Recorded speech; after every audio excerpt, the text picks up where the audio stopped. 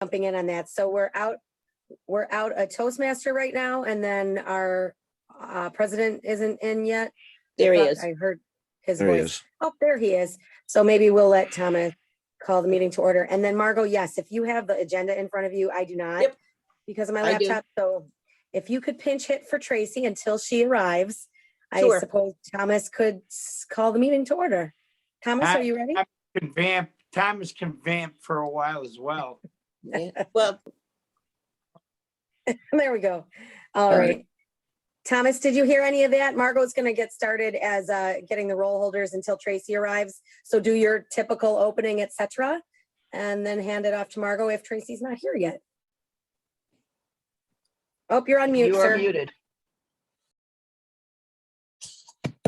Well, good thing I didn't try and start then. Is our person for inspiration here today? Yep. Yes. Yeah. Jen's Applet.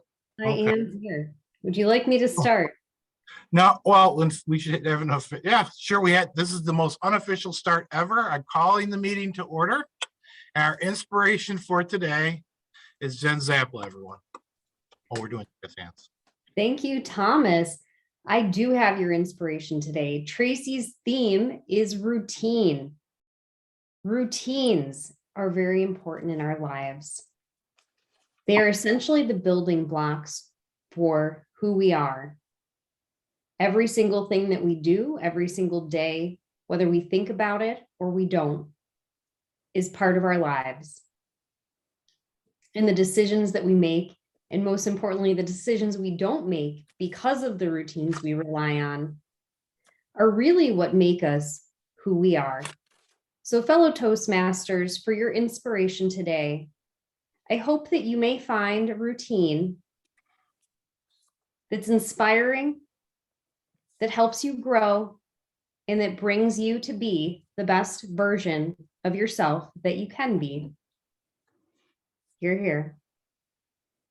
And I will turn the meeting back over to Thomas or Margot, whoever wants to take it. I have one more duty, and that's this one.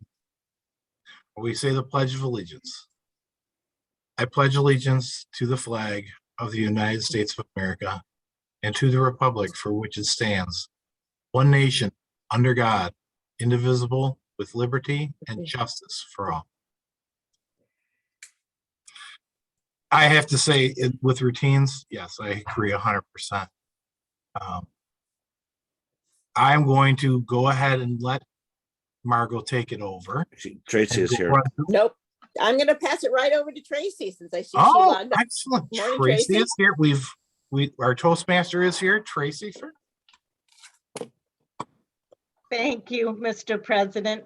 We have a couple of housekeeping things today. I am still looking for an master and a tech and gesture master, if anybody wants to jump into those roles.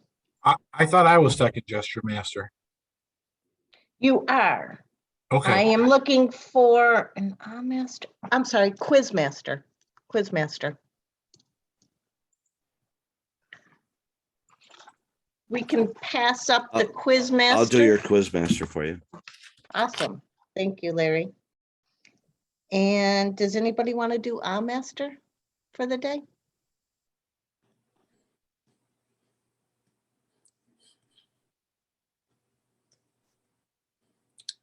Margot, do you want to help me out since? Sure, either that or pass it to the grammarian and make them do both. Oh, Yeah, yeah, that's thank not you. a bad idea. Carol Ann, do you want to do both master and grammarian? Yeah, that'll be fine. Awesome, thank you. And Larry is our quiz master. Thank you. So now that we have our housekeeping taken care of, I have to tell you about the subject of routines. Right now, my desk at work is the messiest desk you've ever seen. And when I'm at work, I always have like files piled up, books laying open. On my computer, there's usually 10 programs open all at once.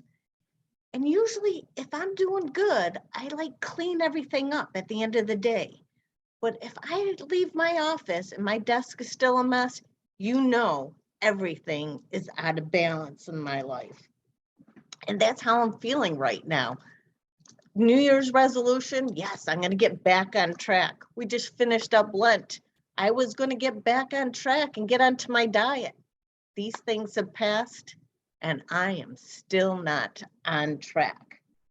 So we're going to talk about some of these things. And one of the things that Benjamin Franklin said is early to bed, early to rise makes a man healthy, wealthy, and wise. That's what I want to be someday. Working on it, and maybe I'll get there. So we'll talk about these routines and how we get there. But first, I want to raise a toast to all of our Toastmasters because we woke up and we are trying to make ourselves better. To all of our Toastmasters here today and the ones that couldn't join us. Hear, hear. Let's get on to our roles for the day. Our word master, is Nancy here today?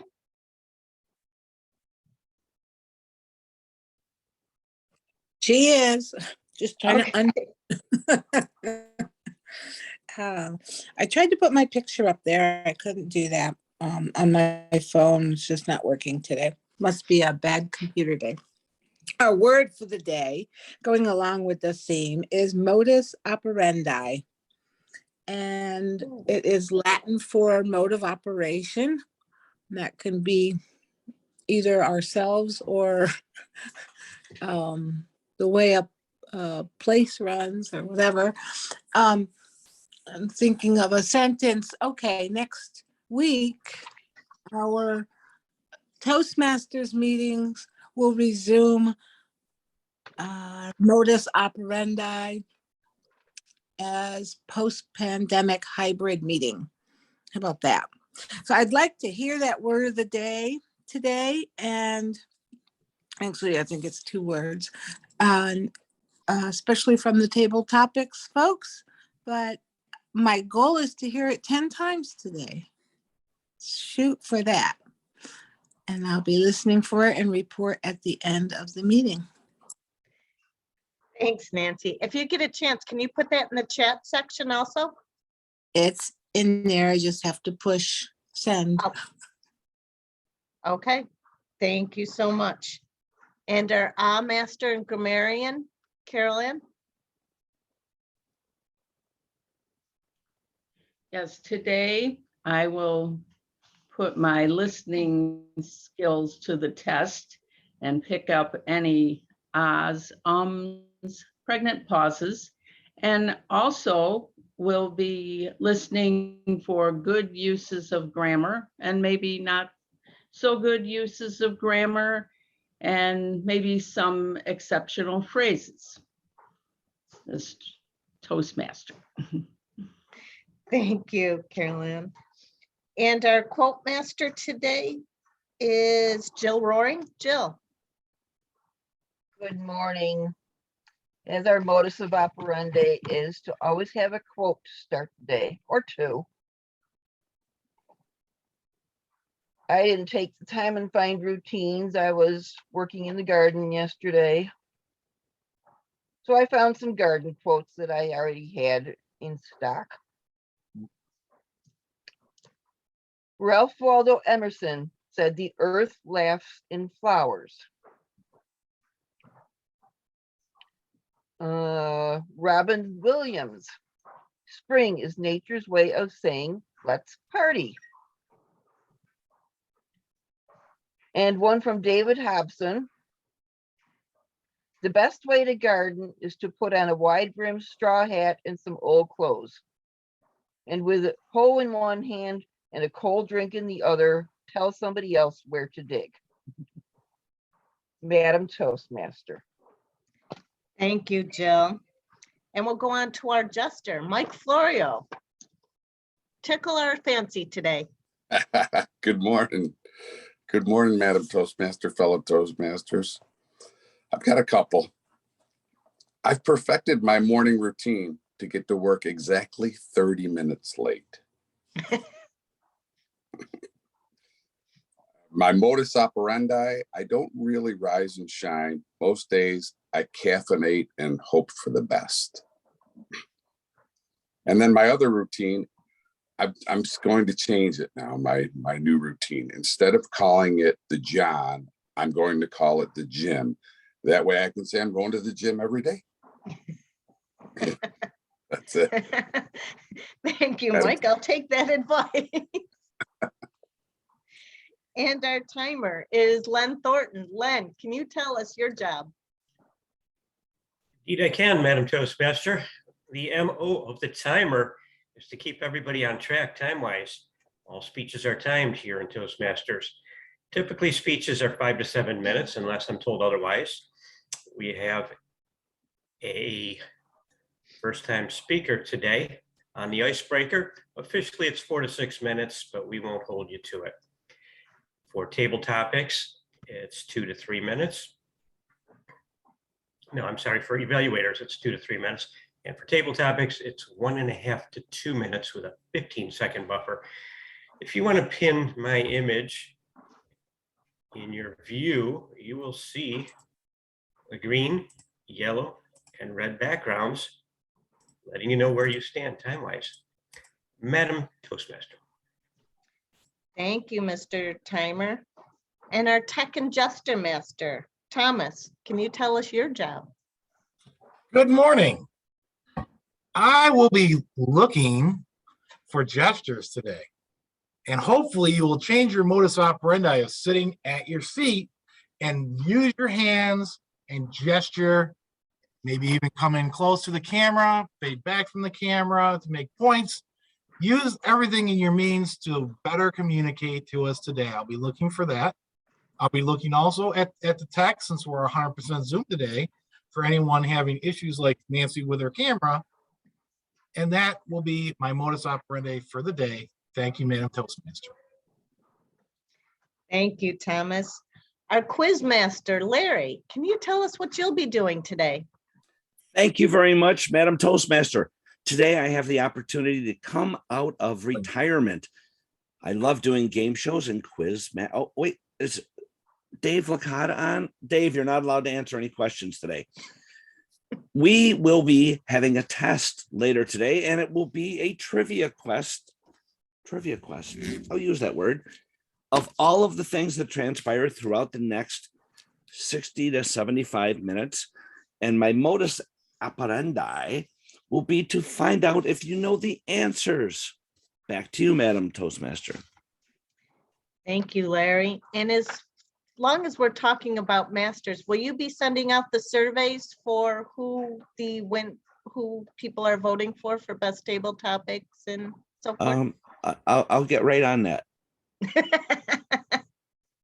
Thank you. And finally, I don't want to forget our general evaluator, Eric Schneider. Can you tell us what your job in Toastmasters is? Thank you, Toastmaster. Perfect timing. I was just eating some Cinnamon Toast Crunch when you called me.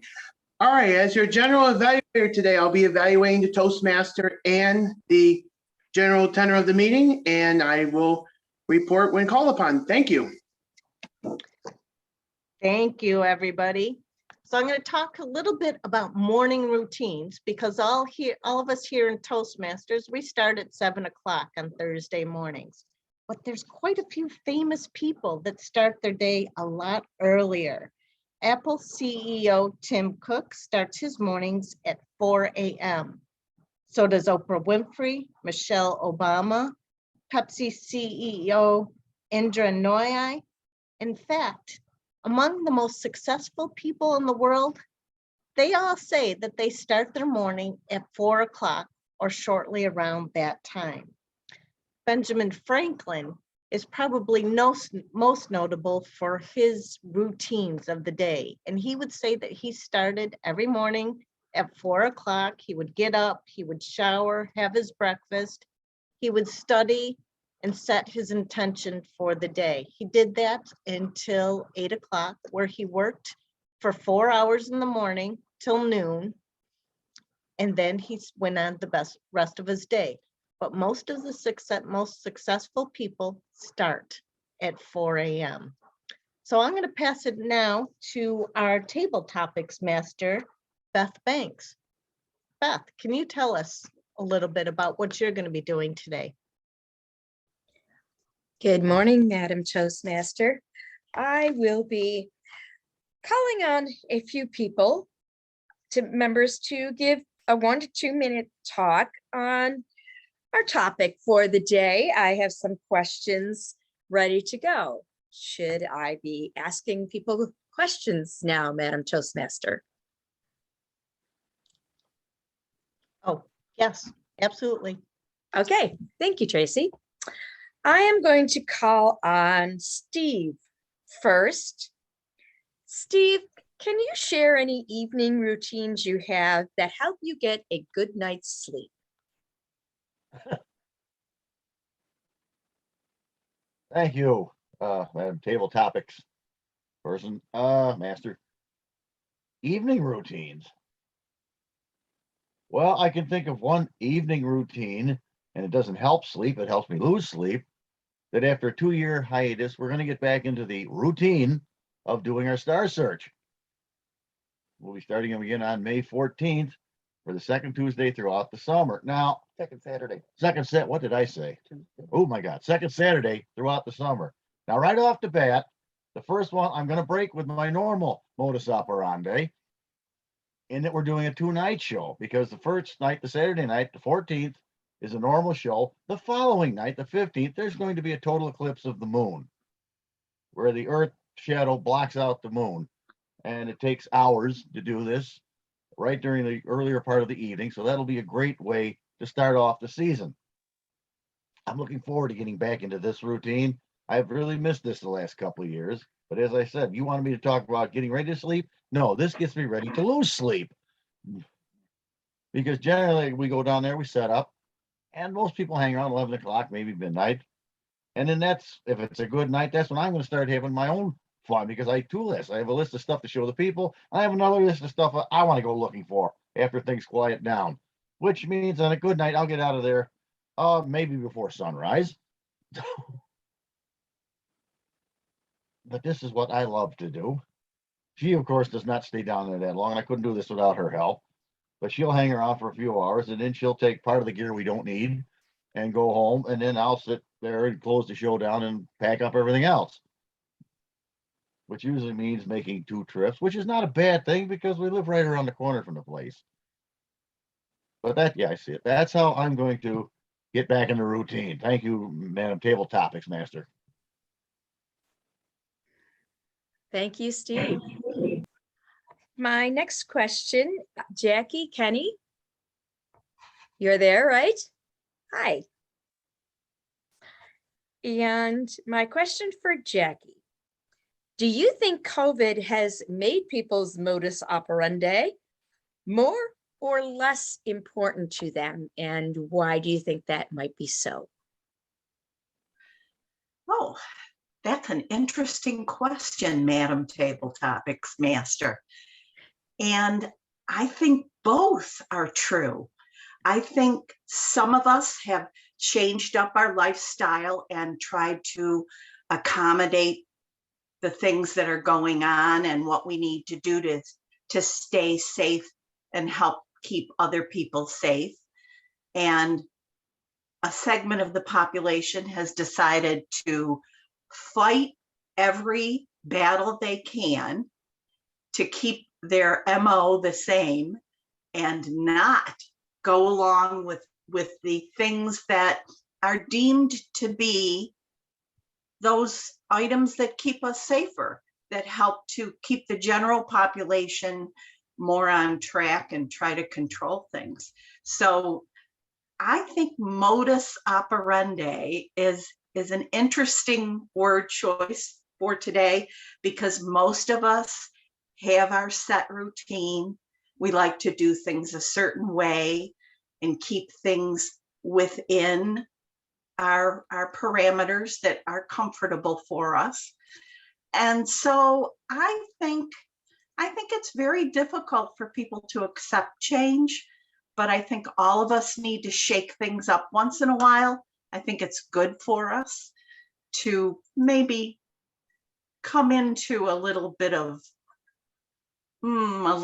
change, a little bit of difference in our routines, and kind of take things as they come. So thank you for the opportunity to talk about that this morning.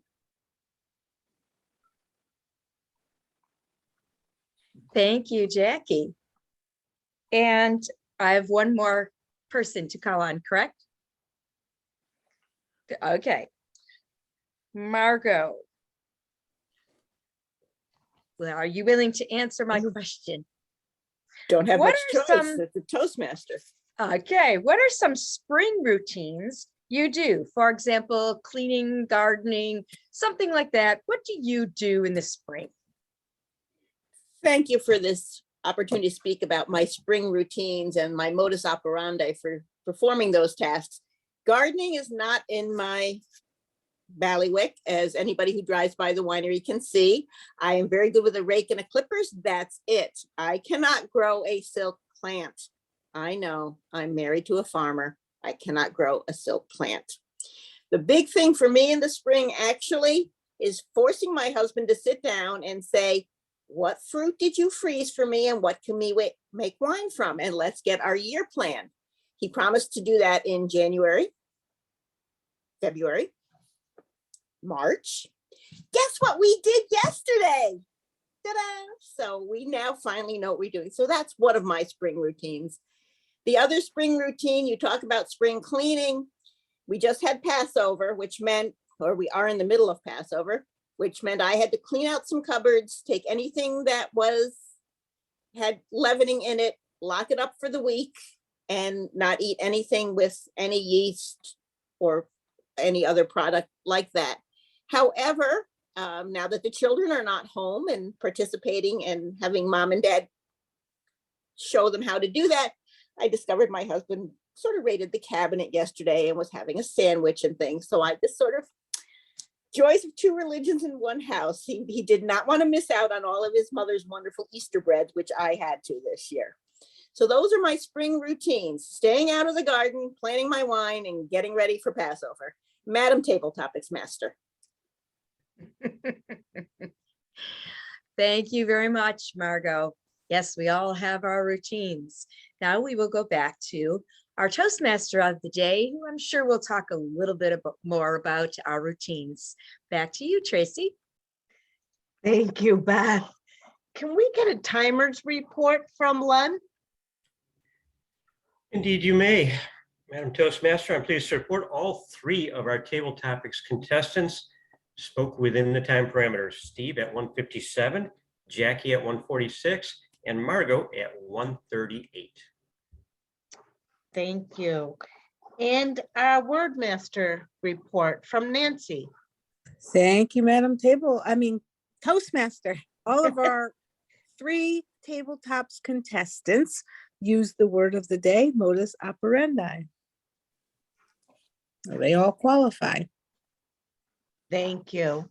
So our survey will come up and you'll be able to vote. One of the things that Ben Franklin was so good at, his modus operandi, was that every day he took a 2-hour lunch. He thought that was his time, or he considered that his time to rest, relax, and kind of rejuvenate for the day. And there's actually a lot of good research that says longer lunches are better for you. It helps their employees achieve a more work-life balance. You're more apt to eat healthier if you have a longer lunch. You're not running to McDonald's and getting fast food. And it allows employees to rejuvenate and be more productive during the rest of the afternoon. Right now, a lot of us here in the United States, we sit at our desks and we power through our lunches, eating there. Whereas in a lot of the Latin countries, there's a 2-hour siesta where you just have a long lunch. Just about every business is closed and you take a nap during that time.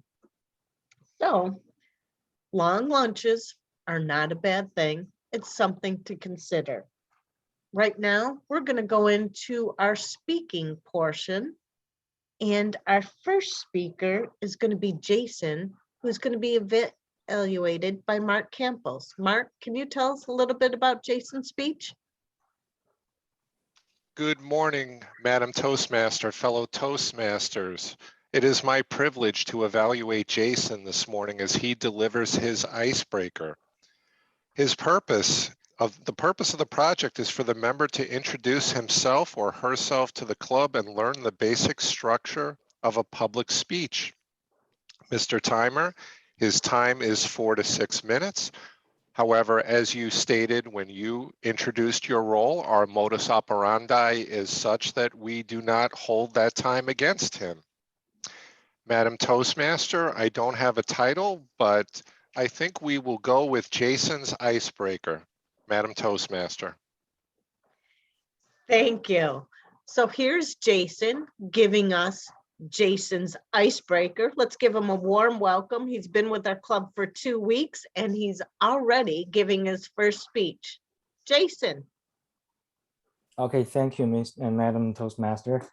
And good morning, everybody. My name's Haran Gun, and also you can call me Jason. I come from Henan, China, and I am an international student from University at Buffalo.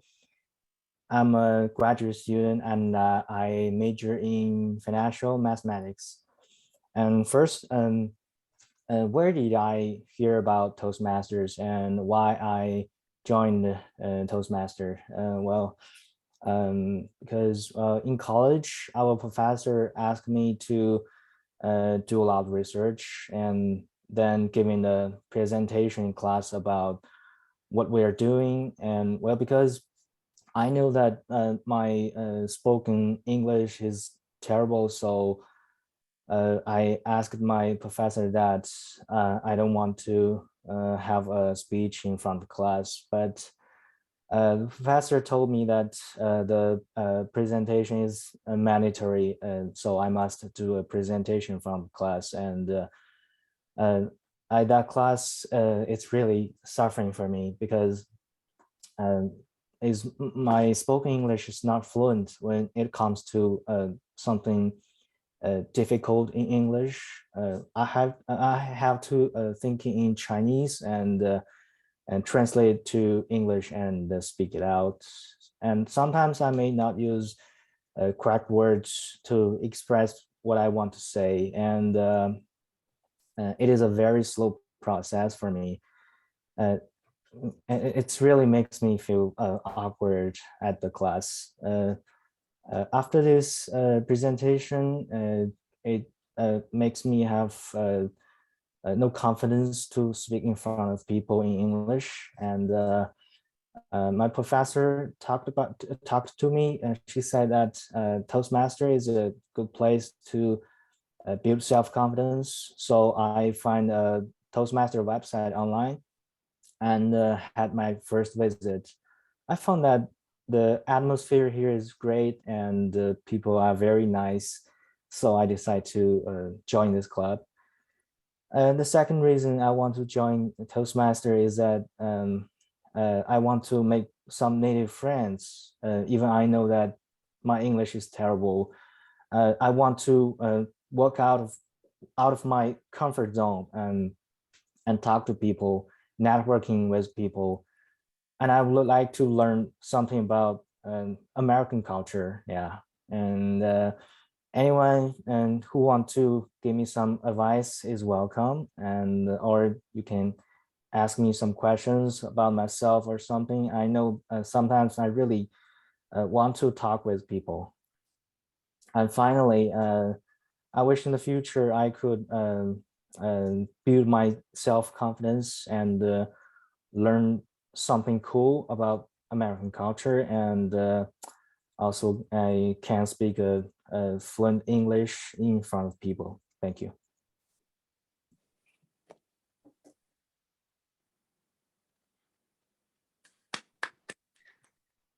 Thank you, Jason. I have to tell you, I joined Toastmasters for the same reason. When I was in college, I had to give a presentation and my dad was a member of Toastmasters and told me to get there and learn how to speak in front of people. So I'm glad you're here. Our next speaker is somebody that's not afraid to talk to people, Dave Licotta, who will be evaluated by Kate Orr. Kate, can you tell us what Dave will be speaking about?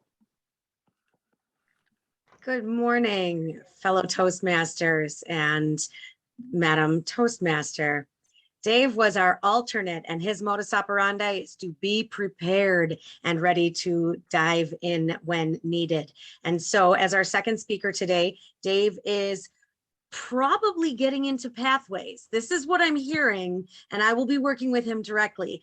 We're debating whether today is speaking to inform or speaking with humor. We are to hear why shortly. Mr. Timer, it is 5 to 7 minutes, and I was told that Madam Toastmaster, you do have his title. I do indeed. Thank you, Kate. Today we'll hear from Dave Licotta. Oh, the irony. The irony, oh, the irony from Dave Licotta. Dave. Madam Toastmaster, fellow Toastmasters and guests. Years ago, when I was an undergraduate at State University of New York, Lockport, I took a course in writing for television. And naturally, that covered humor. And we discovered that there was many different kinds of humor. There's slapstick out of the Three Stooges. There's cynical humor. There's satire, which is brilliant. Satire is that's The Simpsons. You know, people have told me they don't want to watch The Simpsons, but I said, no, it's a great lesson in satire. And it certainly should be noted.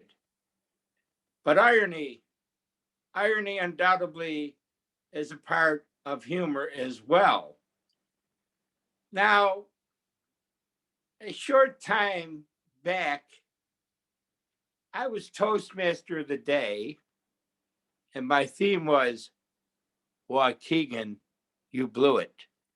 And my contention and the thrust of the meeting that day was that the Comedy Hall of Fame doesn't belong in Jamestown. It belongs in Waukegan, Illinois, because I think that Jack Benny is funny as Lucy. Now, Lucy is very, very funny, but I thought Jack Benny was funnier. So here comes the irony.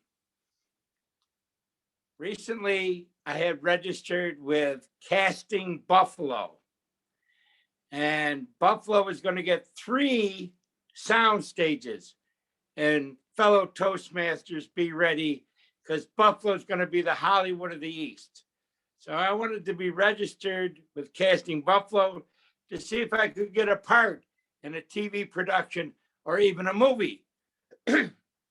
Well, they finally called. I got an email that said, congratulations, next Tuesday, we're going to hire you as an extra.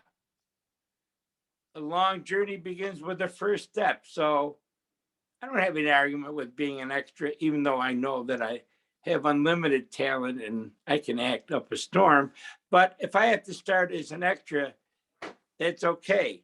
Incredibly, I had to go to Jamestown because they were filming a promotion for, you guessed it, the Comedy Hall of Fame. And the irony is, after downplaying Lucy and being borderline, maybe a little rude, I was getting paid to be there. So I thought that was ironic. The modus operandi that the film crew used was extraordinary. And I want to mention this to our producers, Len and Larry of Len and Larry Productions. They shot a big crowd scene. We were standing in a big rectangular room, and they shot the crowd scene with a zone. So by next Thursday, fellas, I want to see a zone in that gymnasium at the YW, hovering on each of our faces as we react to the speaker. Good luck with that one. But the guy that was controlling that drone really knew his stuff. My wife said, "You're a fool to go all the way to Jamestown, the gas, the expense of a motel, and meals." And I said, "Ha ha, wait a minute, honey. The meals are included. They fed us." And getting right back to what the other speakers were talking about with Ben Franklin, or excuse me, the Toastmaster, lunch was the biggest meal. Breakfast was adequate. Lunch was huge. It was like dinner. But in the evening, it was just pizza and subs. Pizza on one day, subs the next. So they did feed us. And getting back to the shooting and the Modus Operandi, the new equipment that they have now, compared to the time when I was trying to be an extra on The Natural, the movie that was shot in Buffalo, is just huge. It's incredible the equipment they got now, the capacity they have to check scenes and shoot them over and over. Now, they counted off how many extras they were going to need for a certain setup, a certain shot. So they were counting us off as we went in the room, and they stopped me and they said, "Wait a minute, we have enough for this shot. Just stay here. Be it ready." And I was standing in the lobby of the Comedy Museum, and I felt bad that I was left out of the shot. And suddenly I noticed there was a portrait of a certain red-headed comedian staring at me. Yes, Lucy stopped me at the gate. She cut me out of a scene. So she got her revenge. And I could see that in her eyes. I really could. But the most amazing thing is there was about 150 extras, fellow Toastmasters. Can you imagine me in a room with 150 people that are as goofy as I am, that have this burning need to be on screen? That was amazing. And I found out that when it comes to crazy and dedicated and how bad you want to be an extra and how bad you want screen time, I'm really just medium. There was people that were regaling us with stories. They travel all over the Northeast. They're from Buffalo. They're from Western New York, but they travel all over the Northeast. But for me, the most important part is I made a lot of new friends. I made some contacts.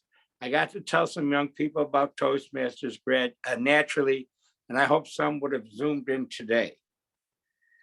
Yes, me with 150 brother and sister hams. It was memorable. And the amazing thing, even though it's a grind, for 2 days, it's a grind, a long, long day. I hope to do it again shortly, but I'd really love a speaking part. So I want you all to say a prayer to the patron saint of actors, Saint Genesius, and get Dave a speaking part. Madam Toastmaster.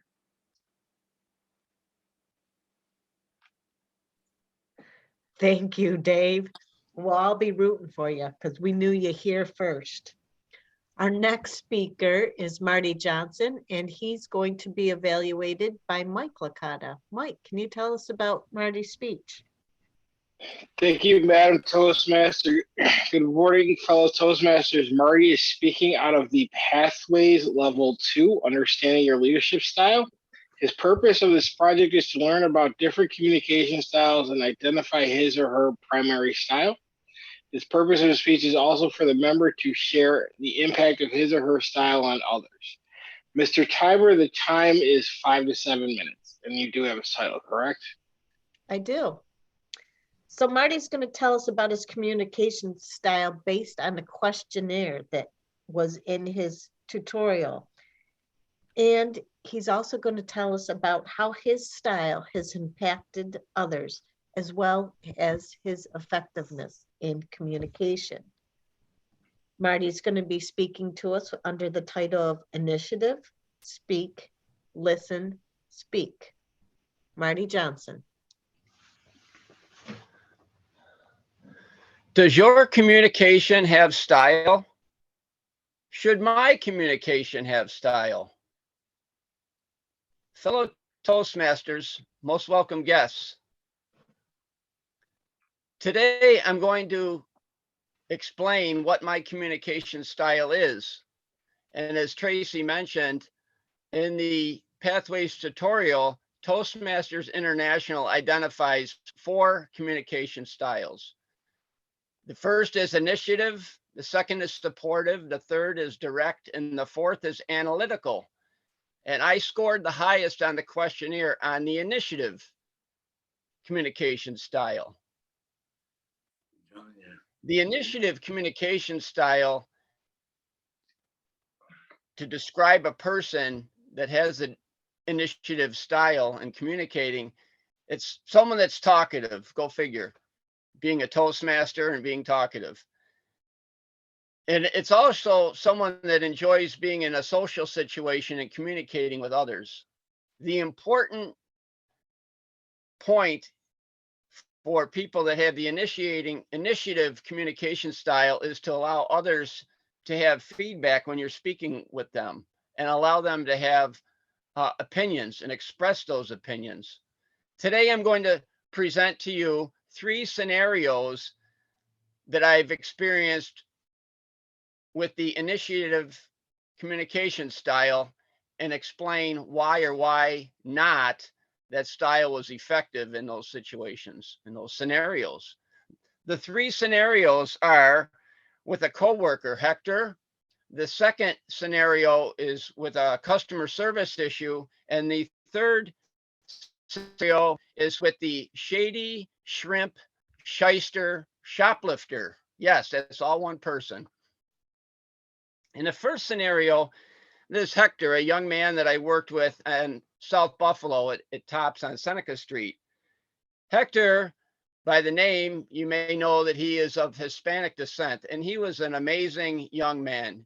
Performed any task that I would ask him throughout the store, whether it be bringing carts in from the outside, collecting and bagging up all the recycled plastic, and taking care of that customer service tasks. He did whatever I had asked. One day, Hector approached me and he said, boss, I need to talk to you. I said, okay, Hector, what can I do for you? And he said, boss, I said, Hector, you can call me Marty. He goes, okay, boss. He said, you talk too fast and it's difficult for me to understand what you want me to do. And that was a great learning experience for me. And I must ask myself, in this scenario, was my communication with Hector effective? And I feel, yes, that it was, because I let him express his opinion instead of brushing him off and giving him another task. I listened to him and let him express his feeling and his opinion about my rate of speech. The second scenario involves a customer service issue at Tops, where a man brought back 3 pieces of fish and some seasoning and demanded a refund. Some of you may know that at Tops, the refund policy, without a receipt, we give the customer back. If it's up to $5, we give them store credit without a receipt. If it's between $5 and $10, it's the manager on duty's discretion without a receipt to give a refund. Well, in this scenario, the man did not have a receipt when I asked him. I inspected the product and found out that, yes, it was definitely from our store. And yes, it looked like it was off condition. It was frozen. It was within code date, however. And there was some browning. I don't know if it was freezer burn or what it was, but on the packaging, I could notice that there was some browning, or it was off condition. And in this instance, in this scenario, the customer was upset because I didn't find a way to say yes to him and refund him. And on the way out, he tossed the product on the shelf. And wouldn't you know, the next day, he called and complained to the store manager. Upon entering the store, I spoke with the store manager and he said, Marty, he said, the man was only $4 over the $10 limit. He said, just give them the refund. Just find a way to say yes. Find a way to say yes, give them the refund, and protect the store, the goodwill to the customer. In this scenario, initially, my communication style with this man was not effective. However, by the store manager refunding him, I feel that I may have been a little more effective for in future scenarios. The third and final scenario is with the Shady Shrimp Shyster shoplifter at Seneca Street Tops. In the frozen seafood section at the store, we noticed that where seafood is normally held, we were selling seafood like it was going out of style. The shelf would hold 12 units of seafood, and every day it seemed that the shelf was empty, and management was alerted. Come to find out, we decided to perform a check in the register of the data movement on that item going through the register. And what we found out is that we were losing in shrink or theft more than we were actually selling, more that actually was recorded going through the register. That alerted management to be on the lookout for a thief. And wouldn't you know it, on my shift, I saw this man with a red handle basket overflowing with shrimp, and he would stand at the exit near the connecting Tim Hortons and not go out through the front of the store, the main entrance of our store, but sneak through the Tim Hortons store that's connected to our store and out onto the main road and get away. The police were involved. The man was arrested, and he was prohibited due to a trespass notice not to enter our store. A week later, he came in the store, and I told him he had to leave. Upon our conversation, he leaned to me and launched a loogie in my face. Madam Toastmaster, fellow Toastmasters, in this scenario, my communication was effective because he got my message and I got his message. Now, I would like to close with a quote from Toastmasters, a popular quote, and the quote says, "Don't judge, listen." Back to you, Madam Toastmaster. Thank you, Marty. I think you deserve hazard pay for that. Can you give us a timer's report, Mr. Timer? Well, certainly, Madam Toastmaster. Jason spoke for 3:15. He qualified. Dave Licotta at 7:24. He qualified with the buffer. Marty went a little bit long today at 7:44. So qualifying today, again, David and Jason. Madam Toastmaster. Thank you, Mr. Timer. So we can vote for Dave or Jason. So please cast your votes now. We're going to talk a little bit about Ben Franklin. And as I said, he would take his long lunches and then work another 4 hours from 2 to 6 o'clock. After that, he would spend his night, he would have his dinner, walk around, enjoy his family, but he always did an examination of conscience before he retired for the night. And that's when he decided, what did I accomplish today? What good did I do? And he did write a book on the 13 virtues that he had wanted to accomplish in his life. And every day he would take one of those virtues and see if he accomplished that. So every day he would evaluate himself. Right now, we're going to go on to our evaluators. And our first evaluator is Mark Campbell's evaluating Jason. Mark. Thank you, Madam Toastmaster, fellow Toastmasters, and especially Jason. Good morning once again. Jason, welcome to AM Lockport. It was wonderful to learn more about you, and even more importantly, wonderful to learn about your motivations for joining Toastmasters. Let's talk about your strengths as a speaker. I thought for your first speech with Toastmasters, you did an outstanding job. You delivered your speech without any notes that I could see that you were using, and you came across as far more comfortable than you may realize. So excellent job today. I think your speech could be even more effective in a couple of ways, and you could be more effective in a couple of ways. The first, in the Zoom world, it's always nice to maybe have your laptop set away from you a little bit and a bit higher so that we get a more level perspective. And that'll help with maybe looking directly into the camera, because you don't want to be looking at us down here online. You want to be looking at the camera, and it'll lend itself better for you to start using gestures in your speech. The second bit of feedback, and I think far more important, is don't be so hard on yourself.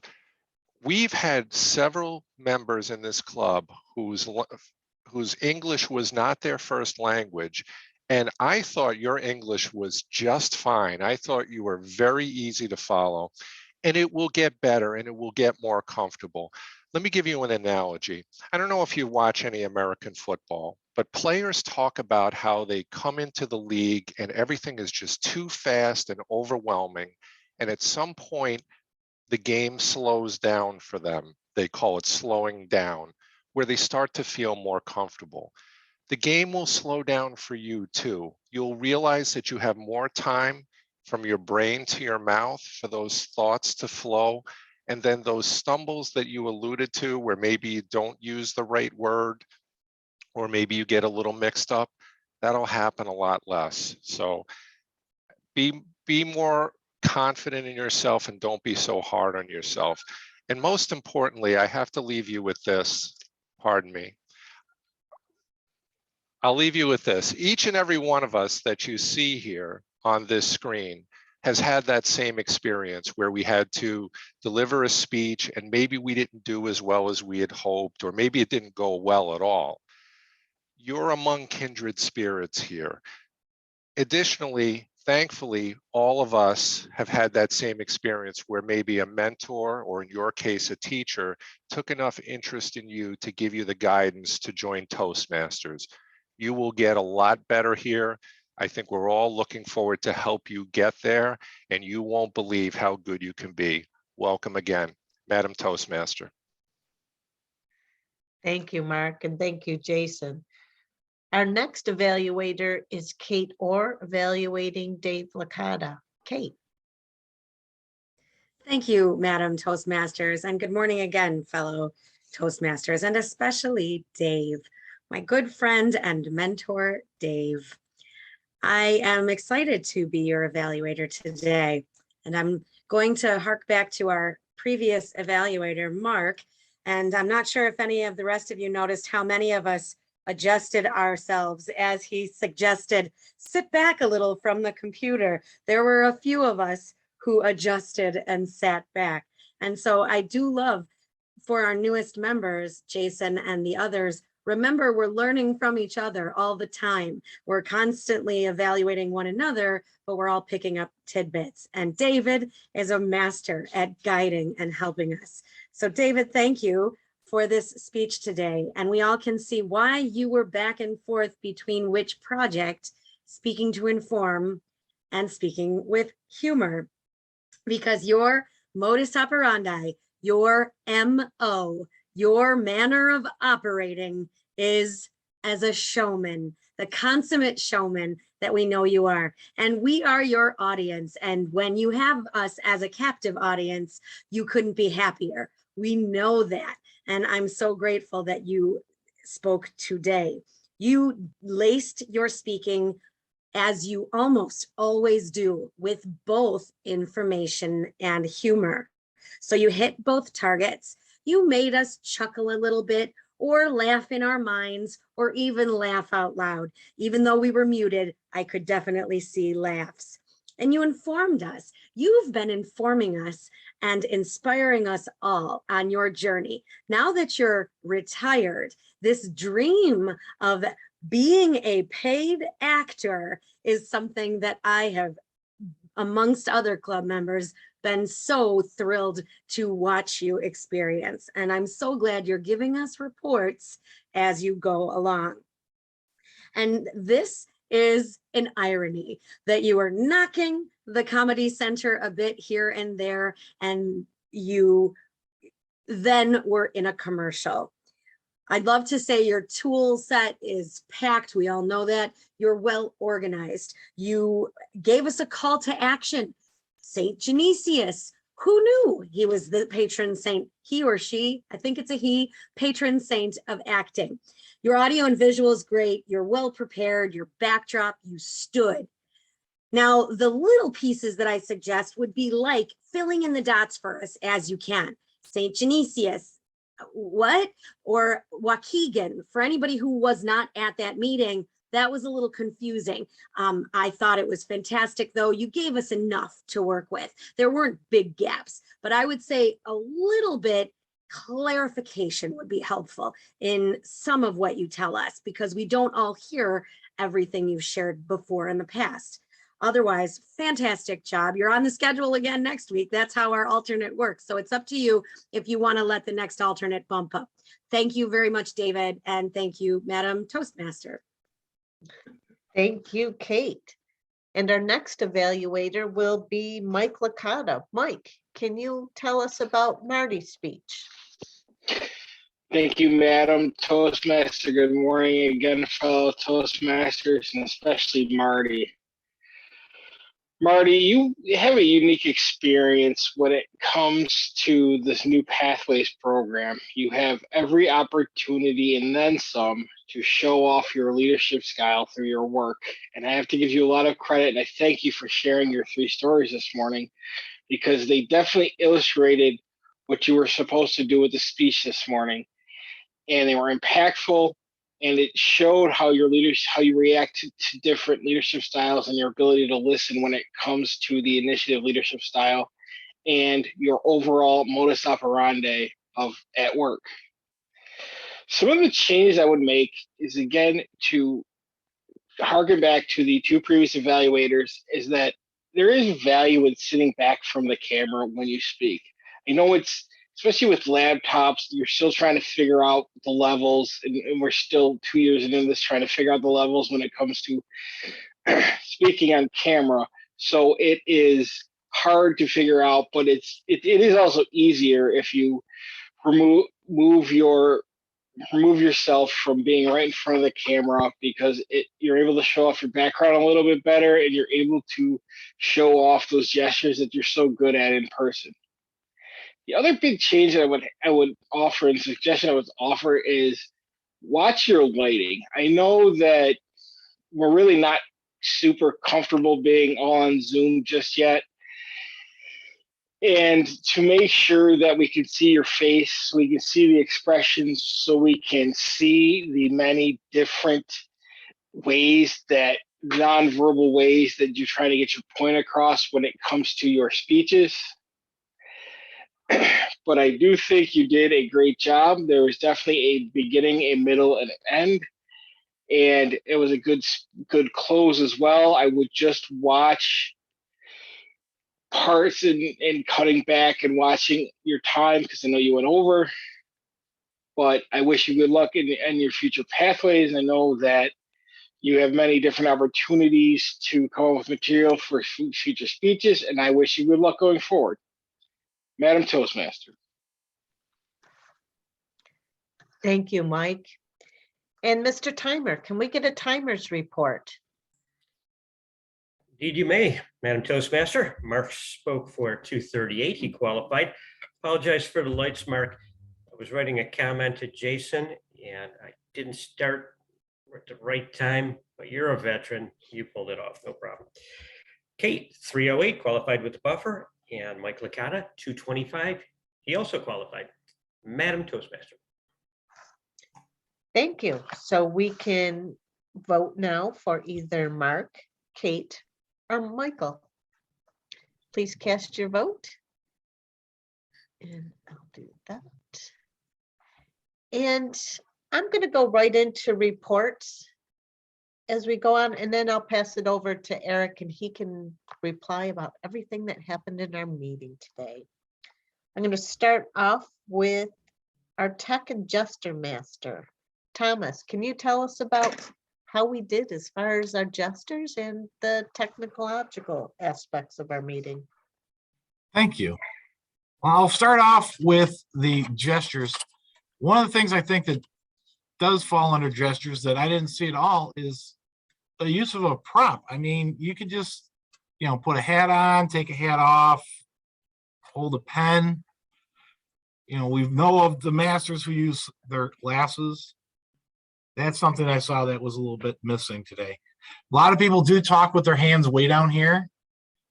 So I don't know if you want to like adjust your camera so that it's more body centered so we can actually see, because a lot of Marty's gestures were good because he broke the plane just barely, but I knew he was talking with his hands and he was actually saying, I went here, I did this, and I went over here. He was pointing and gesturing, but it was it only broke the plane a little bit. A lot of people were having issues with that. I never thought that, you could do a gesture for loogie, but apparently you can. The evaluators actually used more hand gestures than the actual speakers did, which is a good thing up for the evaluators. Good job. Dave standing definitely allowed him to give more gestures. On the technical side of that, everything, I think Katie hit a lot of the points that I already had written down. So I was like, cursing, like, oh, she's taking up. And one of the things I noticed, Mike Florio had 2 cameras going at the original, and there was such a difference when you talked about lighting. I think if you're going to test yourself, I think actually looking at it, multiple cameras too. I think cameras make a difference. There was such a difference between his computer camera that he's on now compared to his phone camera. The phone camera looked like it was orange and everything bled orange, but now you can clearly see him. So that was it for today. Thank you very much, Madam Toastmaster. Thank you, Thomas. I'm going to go on to our master and grammarian. Carol Ann, can you tell us how we did as far as our grammar went and how many ahs and ums we've had? I feel that we did quite well today. There were some restarts. Somebody'd say a word and then they kind of start the sentence again. There were some wells. And at first, when I was listening to Jason, I was noting some ahs just automatically. But then when I'm thinking of the challenges that you have, Jason, your speech was just so smooth and you seemed so comfortable, and we're very impressed with you. And Mark mentioned not to let the word loogie go by without mention, because that was quite a word picture that we could visualize. And I thought the word of the day, modus operandi, which is usually heard on law enforcement shows, was just an interesting phrase for today, and such different uses that it had in this setting. Madam Toastmaster. Thank you, Carolyn. I'm going to bring it over to Larry. Larry's our quiz master today. Can you tell us how well we were listening? Madam Toastmaster, I don't know if I will be able to tell you how well you were listening, but I will be able to ask you the questions to see how well you were listening or observing, because there's 2 parts to being the quiz master. One is, did you hear, but also did you see? My first question is, who had a tic-tac-toe symbol on a pillow in their background? Tracy. Tracy. Tracy has the X on the pillow. X out. Good. According to Mike Florio, where's the gym? Job. Good. What time did today's meeting start? A little late. 7:02. It was closer to 7:04-ish, but we'll go with 7:02. All right. Here's an easy one for everybody. What time do successful people get up in the morning? 4 a.m. 4 a.m. AM. So we should all be on time for our meeting. Excellent. Here we go. There's going to be a total eclipse of the moon. I think it's a song, but what's the date? 5:15. Excellent. And there's a Toastmaster that will be giving a 2-day star cert, 14th and 15th. Be there. What did Margot lock up? Oh, the unleavened products. Yes. Or the leavened products. Leavened The products. The Yeah. leavened products. All right. I've got a couple more quick ones. Here we go. Here it is. How many dogs are in the picture behind Beth? Two. 2. 2. Good, good. What was Jason's major, or what is Jason's major? Financial mathematics. Financial math. Wow, excellent. Good, good. And he didn't even have to answer that one. What color was the handle on the basket from the guy who stole the shrimp? Red. Red. It was red. And here's your last question for today. What was the gift that kept on giving that the customer gave to Marty? Oh, No, I'm not saying it. That's not a gift that keeps on giving. Back to you, Madam As long as you Toastmaster. remember it. Thank you, Larry. And I had so many opportunities to use the word modus operandi today, and I didn't use it once. So I'm gonna have to pass it over to our word master, Nancy. Let us know who actually did use the word. Nancy. Well, Tracy, you redeemed yourself with one. All of our table topics, we've already reported, have used it during their speeches. Jill, Mike Florio, Larry.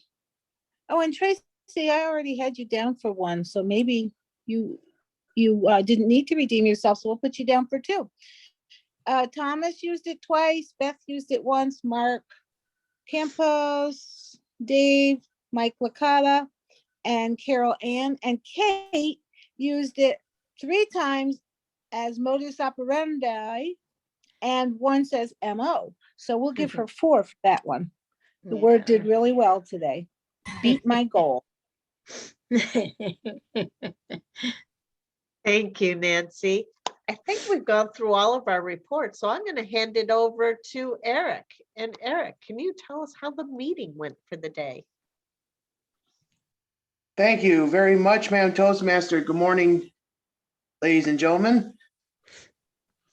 We did a great job today as far as the meeting went. Tracy took care of the housekeeping as far as roll holders, but good theme. I used to have a routine, which was back in high school when mom and dad were working. Dad was on overnights and mom just went to work.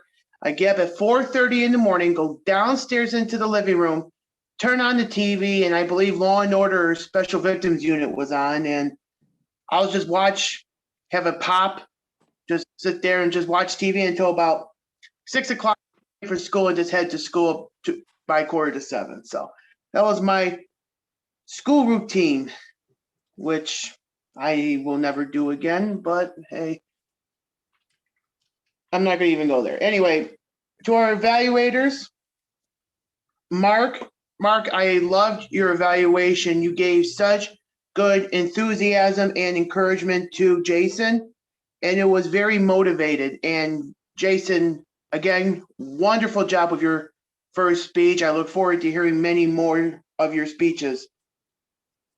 Kate, also good evaluations for Dave, and maybe for anybody who don't know where the Jamestown Comedy Center is, maybe a picture of the Jamestown Comedy Center incorporated with the speech. But other than that, that was very good evaluation. And for Mike, also had some good evaluations for Marty, and agreed too as far as having the camera set up, maybe move back, more gestures too in future speeches. And I have a question for Steve, if he's still on. Steve, Will you play Total Eclipse of the Heart by Bonnie Tyler at your star shows? Absolutely not. And that's all I have for my evaluation. Back to you, ma'am Toastmaster. Thank you, Mr. General Evaluator. So we might not have started the meeting on time, but we certainly are going to end it on time. I'm going to pass it back to our president of the club, Thomas. Thank you, Madam Toastmaster. Excellent job today. We had a little bit of we had hiccups in the morning. We started a little bit odd, but we got through it. We're there. We have a lot of good suggestions. So if you're on Zoom for future meetings, I expect to see all those suggestions used. If not, that's fine. We are looking at, did we get an answer back as to the officer being sworn in for next week or the first week of May? It's not the swearing in, it's the voting. Swearing in Voting. is in June. Voting, yes. So Margot, are you okay with us doing voting next week, or we can bump it a week? Whatever. Whatever. Whatever. At this point, I've been here since 1998. Whatever. okay, that's taken care of. Who is our Toastmaster next week, and what is your theme? Well, that's what I I'm mean. the It's Margot. Toastmaster. The theme is my hometown. I want to thank Jen for stepping up to be one of my speakers since I had an open speaker spot. So I will need a general evaluator next week. I actually did send out the email already. And as Mark Campbell so eloquently puts it, don't make me call you. Please sign up for a role. Don't make her call you. I'm pulling it up right now, looking to see what role I have and to go ahead and confirm it. Thank you. And anybody else, or if you don't have a role and you would like one, put that down in the bottom. And if somebody doesn't sign up or can't make it, I will know who my cadre of people would be to fill in those roles. Okay, apparently I'm table topics, so I have a plan already. Excellent. My hometown. You got it. Excellent.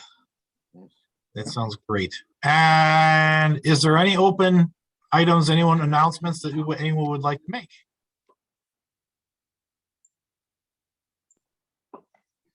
No, without any announcements, we are ending at 8:15 this morning.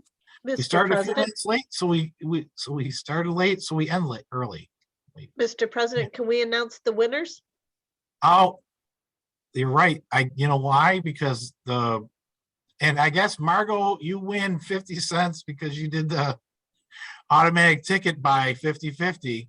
So she is the official winner as being the only person. We don't have to draw because she won. You won. For your dollar, you won 50 cents. Yeah. Not only that, Thank but you. I won $100 in the Barker Lions draw last night too. So hey, I'm on a Nice. roll.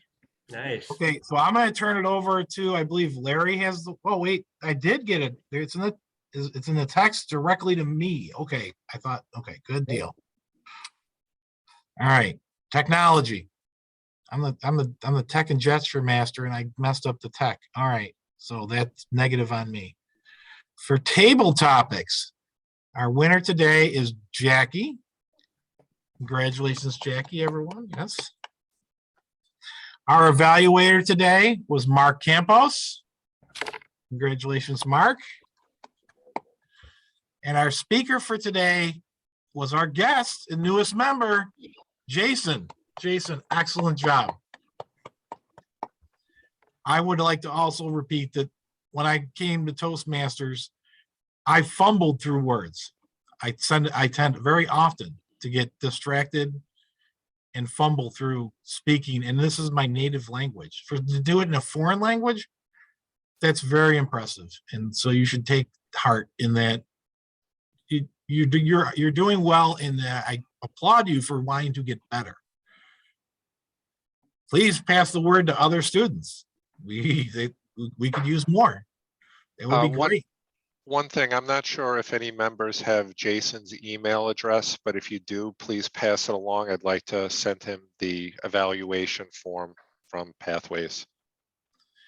I believe we were putting him into, Jason can actually do that himself by putting it into the website, right? Is he not on the website yet? You want me to put it in the chat again, or you can Yeah, both, put it we're in, working put it on in the, that. yeah, Jason, if you put it in the chat, then I'll email it to you. Okay, and then we'll get you into the website so that you can get in on the website and can come into AM Lockport Toastmasters website, and you can see schedule, and you can see you can add to your profile and put in your email address and that, because a lot of members do use the website to send out mass emails for every week for the meetings. So we'll get you in there. We'll get you on there. Get It's you in the plugged chat right now. And his email's in the chat right now. Wow. It's been 20 years since I had an @buffalo.edu email address. You went to UB? Yeah. Ah, 1993 to 96.